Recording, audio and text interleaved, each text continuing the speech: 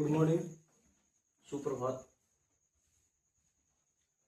आइए आज हम लोग प्राचीन इतिहास प्रारंभ करते हैं। देखिए, प्राचीन इतिहास की अगर हम अध्ययन भारत के दृष्टिकोण से करेंगे तो इसका समय काल मानव के विकास से लेकर मानव विकास की अवस्था से लेकर 1707 ईस्वी तक मानी जाती है। 707 ईस्वी तक।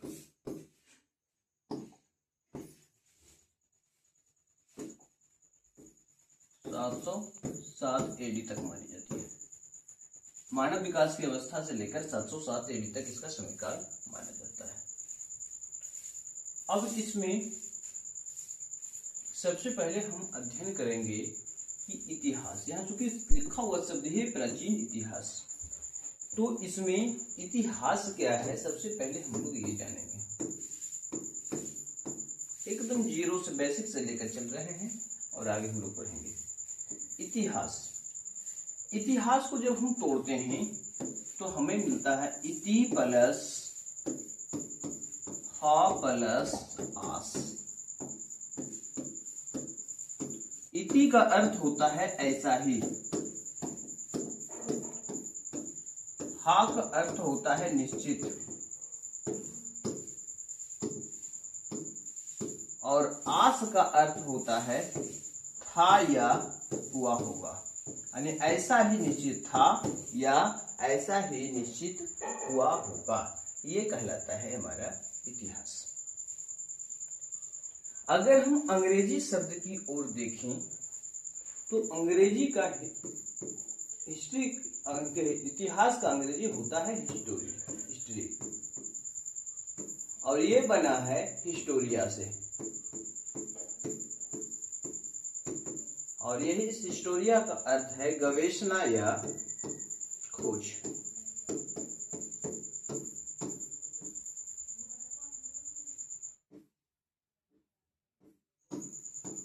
गवेषणा या खोज। अब बात आती है कि इस हिस्ट्री का उल्लेख मिलता कहां कहां है। तो भारतीय दृष्टिकोण की अगर हम बात करेंगे तो वेद है। भारतीय दृष्टिकोण में वेद महत्वपूर्ण है। हम लोग जानते हैं कि वेद 4 प्रकार का होता है: ऋग्वेद, सामवेद, यजुर्वेद और अथर्ववेद। तो जो हमारा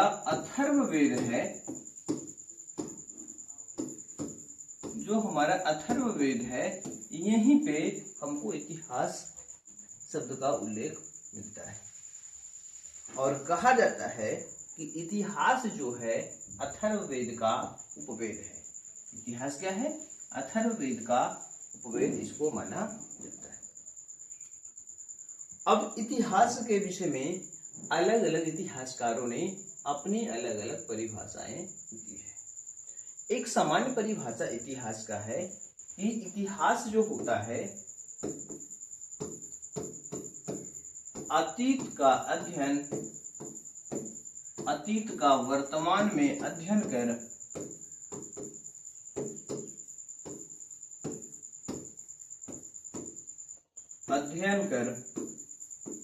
भविष्य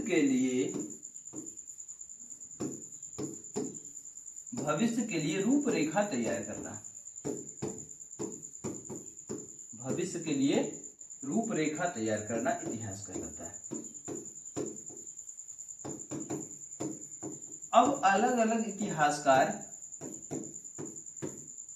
इतिहास के विषय में अपनी परिभाषाएं दिया गया है उनके द्वारा का। जैसे कि अगर हम बात कर लेते हैं सबसे प्राचीन समय में, तो कौटिल्य ने कहा था कि एक राजा को प्रतिदिन इतिहास श्रवण में कुछ समय व्यतीत करना चाहिए, यानी कि राजा को प्रतिदिन कुछ ना कुछ समय इतिहास श्रवण में लगाना चाहिए। अब इसका सीधा सा मतलब है कि इतिहास सर्वर में राजा लगाएगा टाइम तो बहुत नई नई चीजों को उसे सीखने को मिलेगा, नई नई चीजों की जानकारी में मिलेगा। ये स्टेटमेंट है किसका, क्योंकि ये राजा की कहानी है। भारतीय दृष्टिकोण में मौर्य साम्राज्य एक महान साम्राज्य में गिनती की जाती है। उसमें खास करके एक सम्राट हुआ बाद में, जिसको हम लोग बोलते हैं अशोक। अशोक की कथा कहानी, अशोका द ग्रेट हम लोग बोलते हैं। तो ये जो कहानी है ये मौर्य साम्राज्य का है, और मौर्य साम्राज्य में एक महामंत्री हुआ करता था जिसका नाम था कौटिल्य, और ये स्टेटमेंट है कौटिल्य का।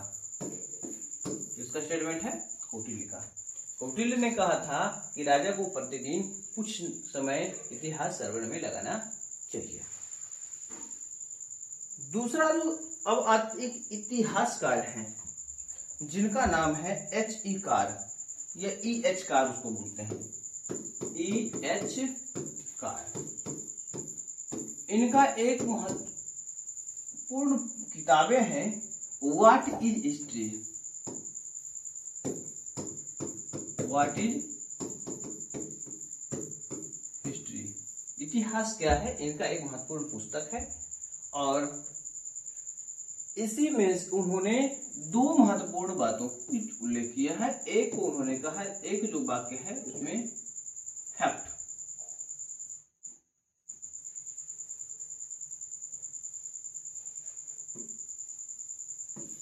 उसकी चर्चा किया, फैक्ट यानी तथ्य की चर्चा उन्होंने किया। ठीक है, उन्होंने पहला बात कहा कि इतिहास में तथ्यों का अध्ययन किया जाता है। क्या उन्होंने बात कहा, इतिहास में तथ्यों का अध्ययन किया जाता है। पहला उन्होंने महत्वपूर्ण बात कहा। दूसरी उन्होंने बातें जो कही वो कहा कि इतिहास जो है भूत एवं वर्तमान के बीच अनवरत संवाद है। भूत एवं वर्तमान के बीच अनवरत संवाद है। इसका मतलब है कि ये पहले वाली चीजों को वर्तमान समयों के साथ समन्वय करके इस पर चर्चा की जाती है। इसीलिए इतिहास जो है भूत और वर्तमान के बीच अनवरत संवाद है। ये स्टेटमेंट था E.H. कार का। इसके बाद एक और महान इतिहासकार में काउंट की जाती है जिन्हें हम लोग कहते हैं ब्यूरी। ब्यूरी क्या कहते हैं, ब्यूरी कहते हैं कि इतिहास ना तो विज्ञान से कम है और ना ही ज्यादा है। क्या उन्होंने कहा, विज्ञान से ना तो कम ना ही ज्यादा। इसका सीधा सा मतलब है कि इतिहास क्या है, इतिहास विज्ञान है। अर्थात उन्होंने कहा कि इतिहास विज्ञान के समान है, इतिहास विज्ञान के समान है। फिर इसके बाद एक और आए वर्णी महोदय। वर्णी ने क्या कहा, इतिहास को विज्ञान की रानी कहा कि इतिहास जो है विज्ञान की रानी है।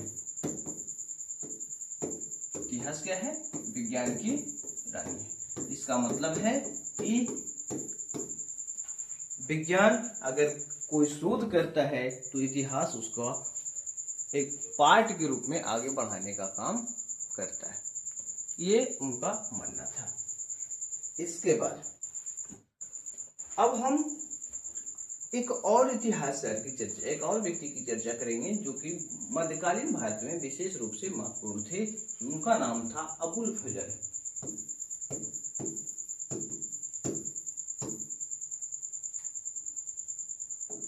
क्या नाम है उनका, अबुल फजल।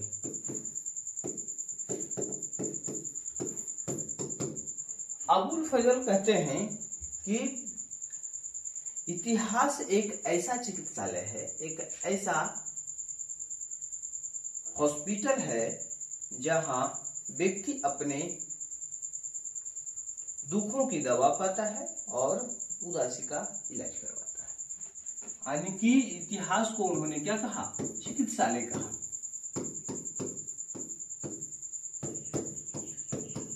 इतिहास को चिकित्सालय कहा। और इस चिकित्सालय में क्या था?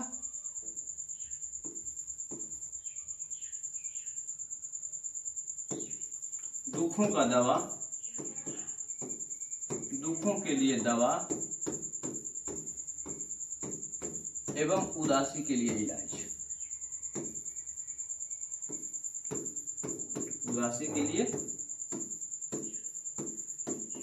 इलाज, इसकी चर्चा उन्होंने की है कि व्यक्ति जो है दुखों की दवा पाता है और उदासी का इलाज करवाता है। ये स्टेटमेंट था अबुल फजल मोहरे का। अर्थात कुल मिलाकर हम यही कह सकते हैं कि इतिहास जो है, वर्तमान हम ऐसे दहलीज पर खड़े हैं जहां दुनिया के लिए इतिहास उतना ही महत्वपूर्ण होगा जितना कि 1600 से लेकर 1900 ईस्वी तक प्राकृतिक विज्ञान। ये स्टेटमेंट है कलिंगुड का। कलिंगुड ने कहा था कि आज हम इतिहास के वर्तमान परिप्रेक्ष्य में ऐसे दहलीज पर खड़ा है जहां जो एक समय 1600-1900 ईस्वी तक विज्ञान उस परिप्रेक्ष्य में खड़ा हुआ था। यानी कि वो इतिहास की तुलना विज्ञान से करते हैं और समय काल देते हैं 1600 से लेकर के 1900 ईस्वी तक के बीच का। अब इसके बाद हम लोग आगे बात कर लेते हैं। दो फैक्ट है। एक फैक्ट है ऑगस्टस का।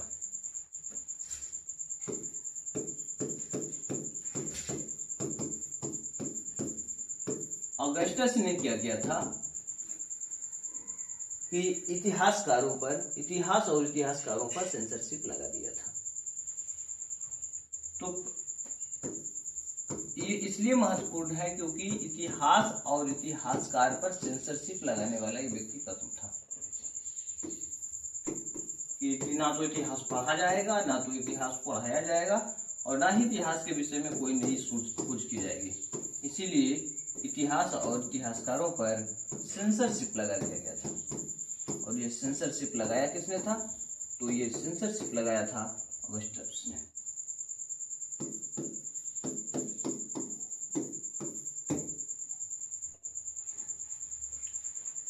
अब इसके बाद एक और आता है प्राचीन काल का। ये हो गया। मध्यकाल में भी एक नाम आता है और वो नाम बाखूबी रूप से सभी लोग जानते हैं, औरंगजेब। तो यही काम, जो एक काम प्राचीन काल में हुआ और दूसरा काम मध्यकाल में हुआ। और मध्यकाल में जो है किसने लगाया था? औरंगजेब ने।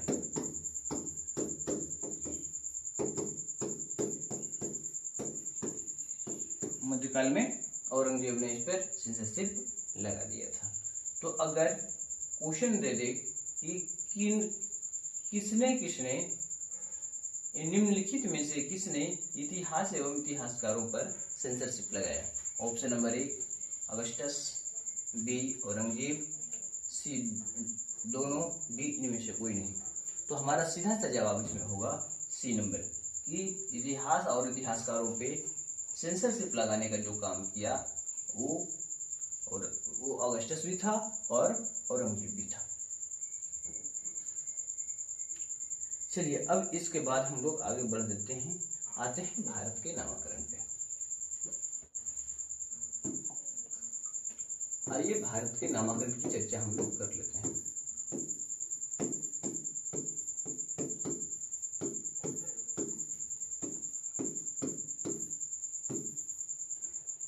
देखिए, अगर हम भारत के नामकरण की चर्चा करते हैं तो हम लोग सामान्य नाम से जानते हैं कि भारत का नाम इंडिया है, हिंदुस्तान है, आर्यावर्त है, ठीक, जम्मू द्वीप है। ये सब सामान्य लोग जानते हैं। लेकिन एक नया नाम इसमें भी है जो चीनी लोग बोलते थे, वो बोलते थे इंटू। तो भारत के नामकरण में कौन कौन से नाम हैं? इंडिया, हिंदुस्तान, आर्यावर्त,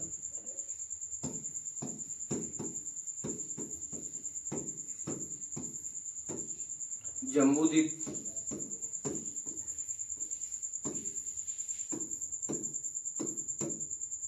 ठीक। इसके अलावे इंटू, ये आगे के हमारे नाम है। ये इंटू जो दिया था वो चीनियों ने दिया था, यानी कि जो चीनी निवासी थे वो भारत को इंटू कहा करते थे। अब इसके भौगोलिक परिदृश्य की चर्चा हम लोग कर लेते हैं कि भौगोलिक परिदृश्य कहां से कहां तक ये था और कैसा था, किस प्रकार की आकृति थी। तो माना जाता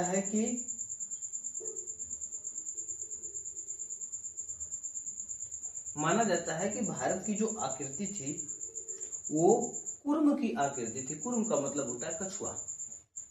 अब आते हैं भारत की आकृति में।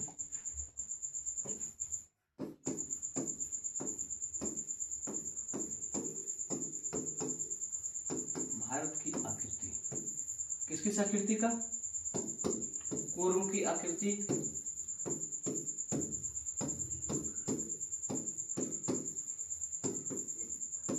नंबर 2 समभुजाकार आकृति, समत्रिभुजाकार आकृति,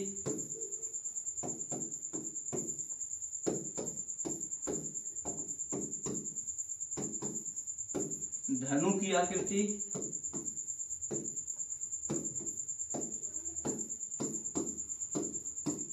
धनुष की आकृति, ठीक है। इसके साथ साथ छकड़े की आकृति,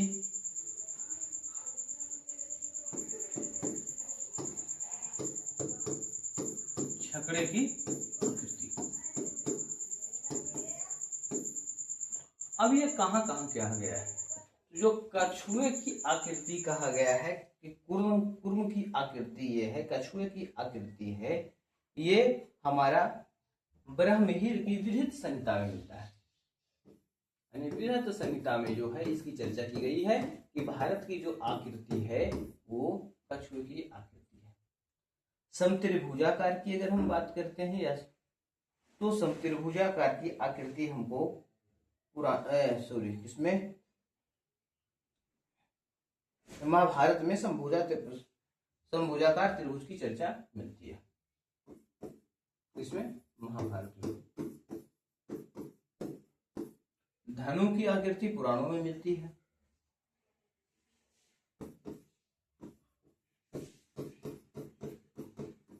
और जो छकड़े की आकृति है, यानी कि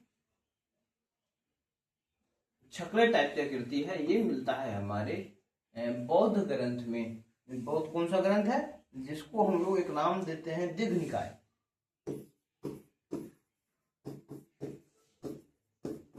दिग्घ निकाय, ये 4 ऐसे हैं जो कि भारत की अलग अलग आकृति के बारे में बताता है।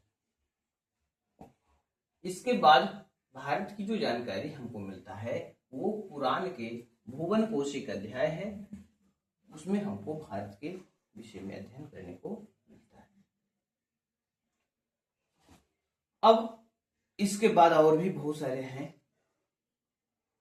अब भारत के विषय में नामकरण के लिए कौन कौन सी चीजें आती है? तो एक नाम आता है विंसेंट स्मिथ।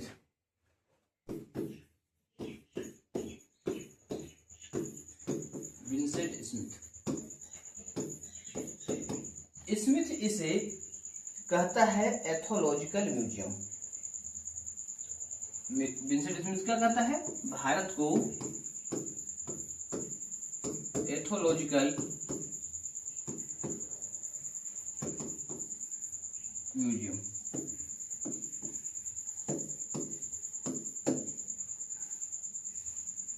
म्यूजियम कहता है। ठीक उसी प्रकार का प्रयाग प्रशस्ति का उल्लेख पुराणों में भी मिलता है। यानी कि प्रयाग प्रशस्ति आप याद कीजिए कि समुद्रगुप्त के समय काल का ये प्रयाग प्रशस्ति है, हरिसेन के जो उसके दरबार में हुआ करते थे, और इसका उल्लेख हमको पुराणों में भी मिलता है। कहा जाता है कि पुराणों में भारतवर्ष को पहले अजनाब के नाम से जानते थे।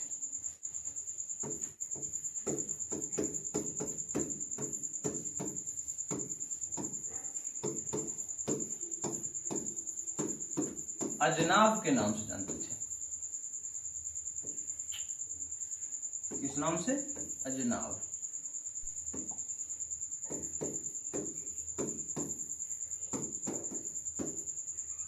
अजनाब या कैवत भी इसको बोलते हैं, अजनाब के नाम से जाने जाते थे। अब ये बात आती है कि भारत का नाम भारत पड़ा कैसे? तो इसके लिए 3 अलग अलग विचार माने गए हैं। पहला विचार है भारत नाम पड़ा क्यों से।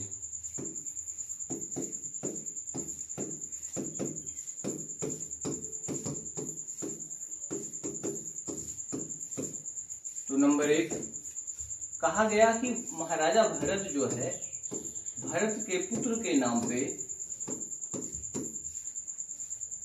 भारत का पड़ा। ठीक है।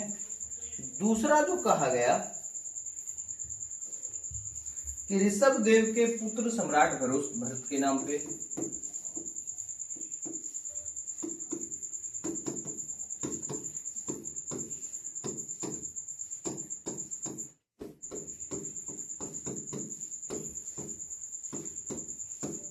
भरत के नाम पे।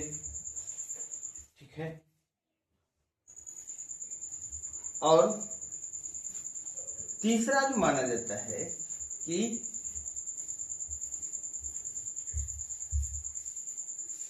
ये भरतों का देश था।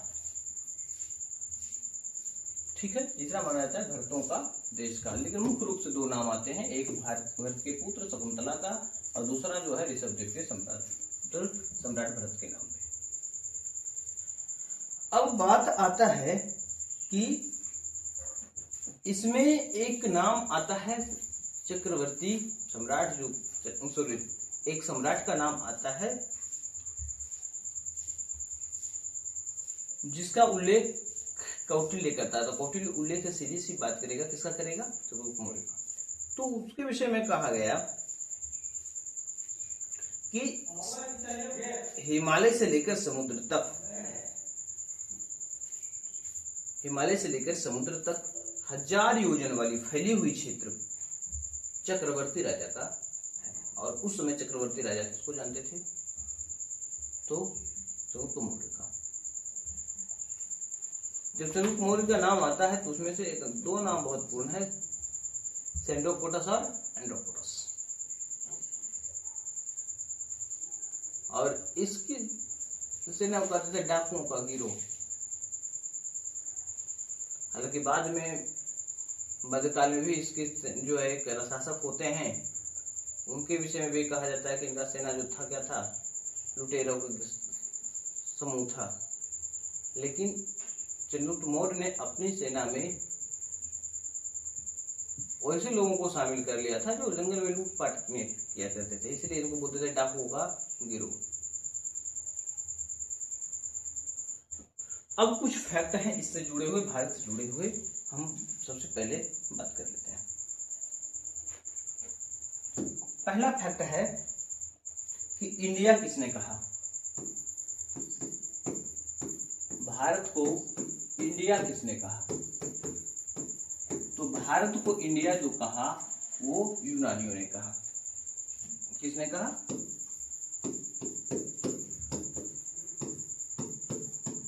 यूनानियों ने भारत को इंडिया कहा। और इसका सबसे पहले प्रयोग जो किया वो किसने किया था? हेरोडोटस ने। वही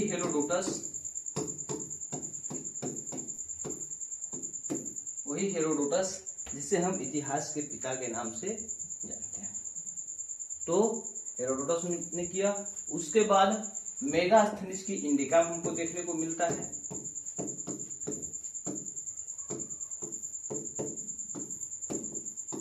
मेगास्थनीज की इंडिका में अब यहाँ पे दो महत्वपूर्ण बातें आते हैं कि पहले मेगास्थनीज की इंडिका आया या कौटिल्य का अर्थशास्त्र। तो मेगास्थनीज सम्राट जो है चंद्रगुप्त मौर्य के दरबार में आया था, बात सही है, लेकिन लेखन में अर्थशास्त्र पहले लिखी गई थी इंडिका से। तो भारत को इंडिया कहने में सबसे पहले यूनानियों ने कहा, और इसका सर्वप्रथम उल्लेख कहाँ देखने को मिलता है? हेरोडोटस का एक पुस्तक था, हेरोडोटस का एक पुस्तक था, उसी में इसको देखने को हमको मिलता है। लेकिन हेरोडोटस के द्वारा जो इंडिया का वर्णन किया गया वो पूरे इंडिया के लिए नहीं किया गया था, वो किया गया था सिंधु नदी के कुछ क्षेत्रों को, कुछ भाग को लेकर के किया गया था। ठीक है, तो यहाँ कंफ्यूजन भी आएगा कि हेरोडोटस ने जो इंडिया शब्द का प्रयोग किया था वो संपूर्ण भारत के लिए किया था, तो सीधा जवाब आएगा नहीं। उन्होंने सिंधु नदी और उसके आसपास के क्षेत्रों के लिए ही उन्होंने इंडिया शब्द का प्रयोग किया था। लेकिन अगर हम मेगास्थनीज की बात करते हैं इंडिया के लिए, तो ये संपूर्ण भारतीय उपमहाद्वीप क्षेत्रों के लिए किया था, और ये पूरे भारत के क्षेत्रों के लिए इन्होंने इंडिया शब्द का प्रयोग किया था।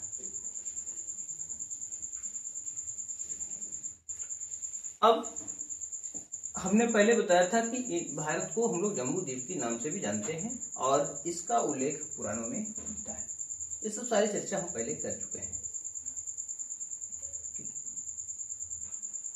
एक और महत्वपूर्ण आता है जो कि हम अभी चर्चा कर लेते हैं, इत्सिंग। इत्सिंग का स्टेटमेंट है, इत्सिंग ने भारत को आर्य देश कहा, ये इंपोर्टेंट है।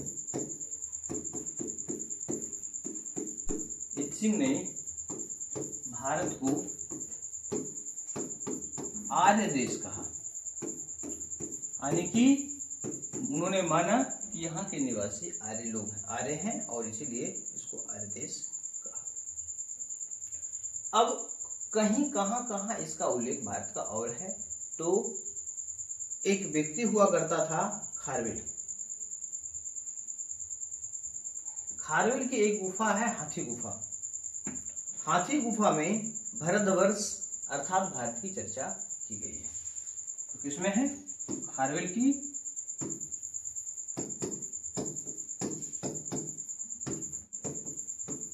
हाथी गुफा में।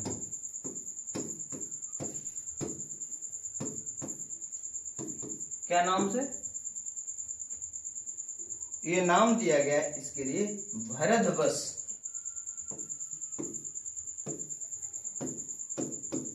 और यही भारतवर्ष किसके लिए प्रयोग किया गया है? भारतवर्ष के लिए। क्लियर है? प्रदेश के रूप में भारत का उल्लेख किसमें किया गया है? तो अष्टाध्यायी में।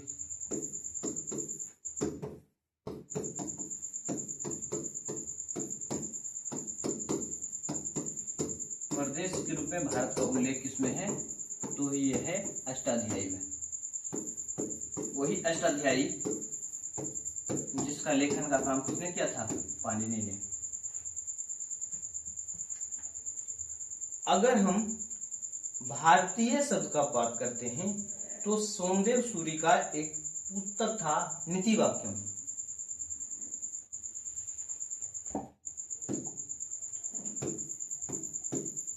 नीति वाक्यमृतम किसका है? सोमदेव सूरी का। और इसी सोमदेव सूरी की इस पुस्तक में सबसे पहला बात भारतीय शब्द का प्रयोग किया गया।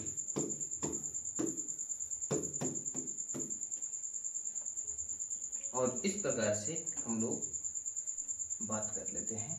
और एक चीज और है, एक आता है चतुर्दीप वासुमती। तो चतुर्दीप वासुमती की परिकल्पना जो है ये किया गया है वायु पुराण में। अंक विशेष नहीं है, लेकिन लोग देख लिए। अब दो और आता है कि हिंदू शब्द का प्रयोग सामान्यतः सिंधु के लिए किया गया होगा, और बाद में ये यहाँ के रहने वाले लोग हिंदुस्तान में रहे। दूसरा टर्म आता है हिंदुइज्म।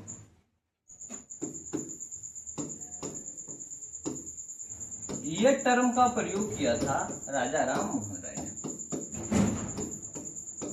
हिंदुइज्म शब्द का प्रयोग राजा राम मोहन राय ने किया था। क्लियर है? चलिए अब हम इसके बाद बात कर लेते हैं थोड़ा सा हिंदुस्तान पे। ये हम लोग भारत कहाँ किया था, क्योंकि ये हिंदुस्तान पूछता है प्रश्न, तो हम लोग हिंदुस्तान की चर्चा थोड़ा सा कर लेते हैं, उसके बाद हम लोग आगे बढ़ेंगे। एक मिनट।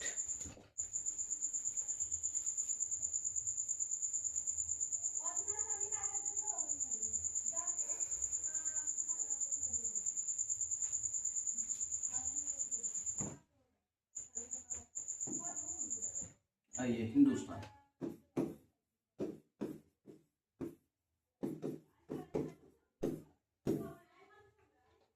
देखिए हिंदुस्तान शब्द का जो पहला उल्लेख हमको मिलता है वो शाहपुर अभिलेख में मिलता है। शाहपुर प्रथम के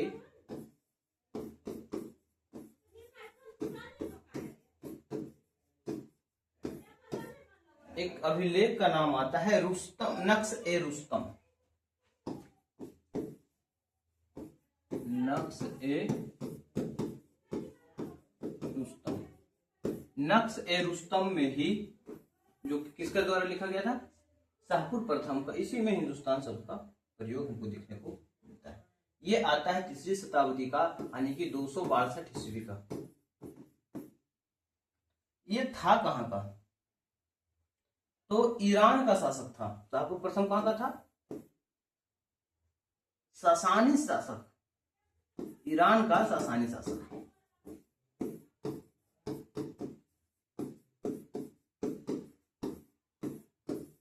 ईरान का सासानी शासक, ये ईरान का सासानी शासक था, जिसके लेखन में हमको सबसे पहले हिंदुस्तान शब्द देखने को मिलता है। और उन्होंने एक अभिलेख लिखा था नक्श ए रुस्तम, कब का है, 262 ईस्वी का। कहा जाता है कि ये लेख 3 भाषा में अभिलेख किए गए थे। कौन कौन, तो ईरान का था तो ईरानी होगा। अभी ये नक्श ए रुस्तम किसमें था, ईरानी भाषा होगा, ग्रीक भाषा होगा, और तीसरा जो इसकी भाषा है वो पहलवी की चर्चा की जाती है। तीसरा कौन है, पहलवी। ये 3 भाषा में हमको देखने को मिलता है। कौन सा अभिलेख, नक्श ए रुस्तम अभिलेख हमको देखने को मिलता है।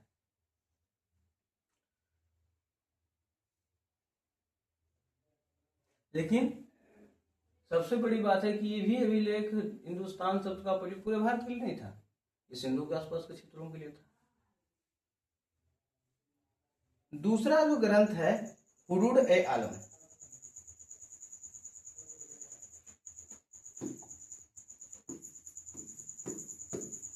हुरूड ए आलम, ये अज्ञात लेखक के द्वारा लिखा गया है।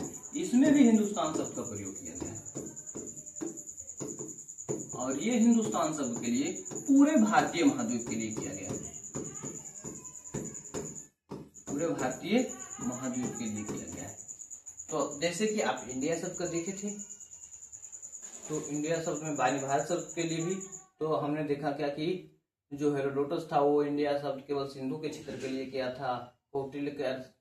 उसके बाद मेगास्थनीज आया, तो मेगास्थनीज के इंडिका में जो है पूरा भारत के लिए किया गया। उसी प्रकार से हिंदुस्तान शब्द का भी उल्लेख 2 जगह हमको देखने को मिलता है। पहला जगह जो नक्श ए रुस्तम है, नक्श ए रुस्तम में जो जानकारी मिलती है केवल सिंधु के आसपास के क्षेत्रों का मिलता है। और दूसरा जो है हुरूड ए आलम जो है, ये हिंदुस्तान शब्द का प्रयोग पूरे भारत के लिए किया गया।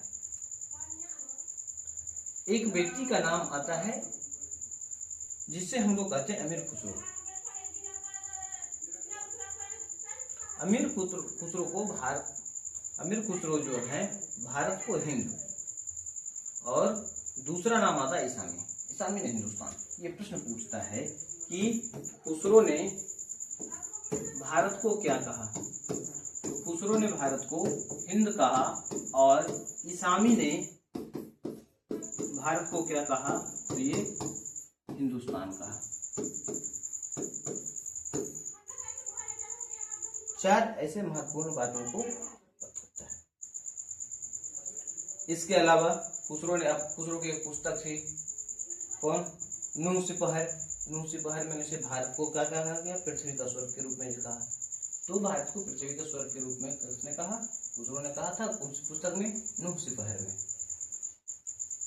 चलिए अब बात करते हैं कि जब यहाँ पे आर्य लोग आए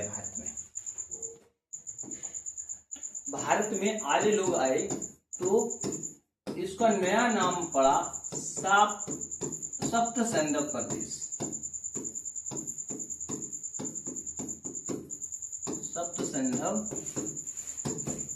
प्रदेश के रूप में इसका नामकरण किया गया। ठीक है।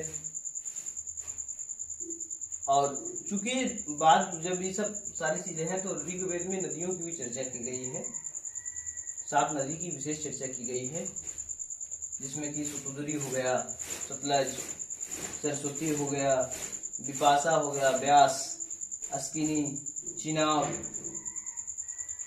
वितस्ता, झेलम और उसने रावी, ये ऐसी नदियां जो है का उल्लेख किया गया है। इसकी बात हम लोग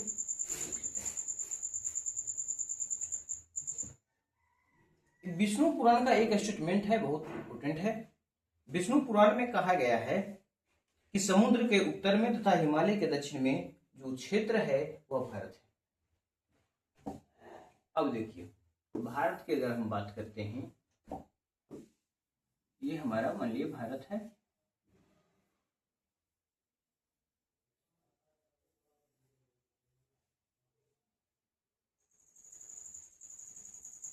मान लीजिए भारत है। हिमालय के उत्तर में हमारा हिमालय है और दक्षिण में हमारा सागर है। तो हिमालय से लेकर के सागर तक का जो क्षेत्र हमारा है वो भारत है। ये स्टेटमेंट हमको मिलता है कहाँ, विष्णु पुराण में।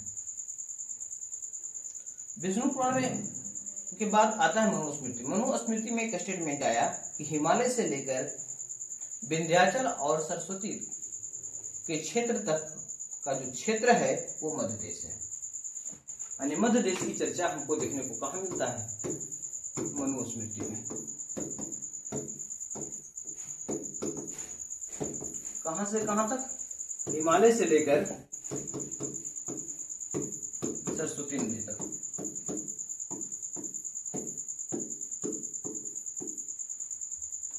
क्लियर है। एक और कालक्रमानुसार देता है, कभी कभी दे सकता है कि भारत के कुल 9 भाग बताए गए हैं मत्स्य पुराण में।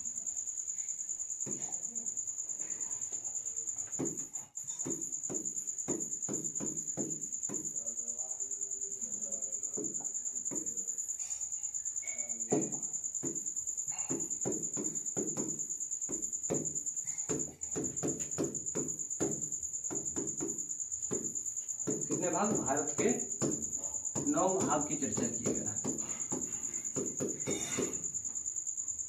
जिसमें कुछ महत्वपूर्ण की चर्चा हमको कर लेते हैं। इंद्रद्वीप, ताम्रपर्णी, नागद्वीप। और 9वां भाग जो इसको भारत था, और यही 9वां भाग भारत, जैसे कि राजशेखर ने कुमारद्वीप की संज्ञा दी है। तो प्रश्न पूछ सकता है कि कुमारद्वीप की संज्ञा किसने दी भारत को, तो ये था क्यों, राजशेखर।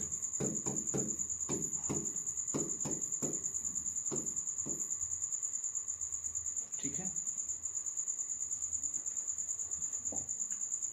यहां तक हमें किसी प्रकार का दिक्कत होना नहीं चाहिए। अब देख चुकी हम लोग बात कर लेंगे कि भारत में, आगे हम बात करेंगे कि भारत में लोग आए, विदेशी आए और उन्होंने भारत के विषय में बहुत अच्छी अच्छी बातें कही। तो आया कौन, मेगास्थनीज। मेगास्थनीज आता है, मेगास्थनीज की एक पुस्तक है इंडिका। मेगास्थनीज कहता है कि भारत के लोग जो हैं असत्य भाषण के अपराधी नहीं होते हैं। यानी कि यहाँ के लोग जो है सत्य और गुण को अत्यंत आदर करते हैं। यानी भारत के लोग झूठ ज्यादा बोलते नहीं हैं, भारत के लोग सत्य को आदर करते हैं।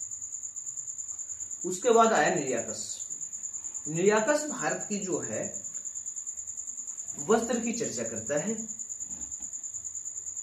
और कहता है कि ये वस्त्र का निर्माण कपास के पौधों से होता था। बात सही है कि कपास के पौधों से ही बनाया जाता था। इसके अलावा वो कर्णफूल पहनते थे, हाथी दांत का कर्णफूल बनाया जाता था, धूप से बचने के लिए छाता का उपयोग करते थे, जूते कपड़े के सफेद कपड़े के जूते का प्रयोग करते थे। ये सारी चीजें बताता है कौन? निर्याकस। उसके बाद आता है एरियन। एरियन कहता है कि युद्ध कला में वो और लोगों से ज्यादा श्रेष्ठ थे, यानी भारतीयों में युद्ध कला की विशेष ज्ञान था। मध्यकाल में आता अल इदरीसी। अल इदरीसी भारत की न्याय व्यवस्था को उत्तम बताता है। और उसके बाद आता है मार्को पोलो। मार्को पोलो कहता है कि यहाँ के जो ब्राह्मण हैं वो सर्वश्रेष्ठ संसार का सर्वश्रेष्ठ जो है व्यापारी है, यानी कि ये सबसे उच्च होते हैं, ये लोग मुंह में भी झूठ बोलते नहीं हैं। ये इनका स्टेटमेंट था। और शेष हम लोग अब अगले क्लास में बात करेंगे, प्राचीन भारत के स्रोत की चर्चा हम करेंगे। तो आज तक यही रखते हैं और शेष हम लोग कल मिलेंगे। धन्यवाद। सुबह में आज तक यहीं रखिए। अगर क्लास अच्छी लगी तो भी ज्वाइन कर सकते हैं। धन्यवाद।